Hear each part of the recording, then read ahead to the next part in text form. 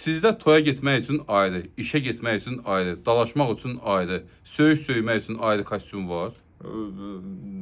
Buyurun qardaş, bu dava üçün kostyumu götürmüşdüm sizdən. Yoxlayarsınız da. Hər şey qaydasında da qardaşım işləyir. Hə, superdir, yoxlaya bilərsiniz. Sən bunu saxla qardaşım, yoxlayım. Sən tutulmasın.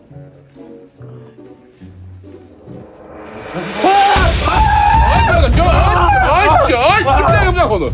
Ay, nə xeyirsən? Hər şey qardaşım qaydasında da. Vəsiqəmi verməyin. Gedim. Buyur qardaşım. Sağ ol, sağ ol. Sağ ol.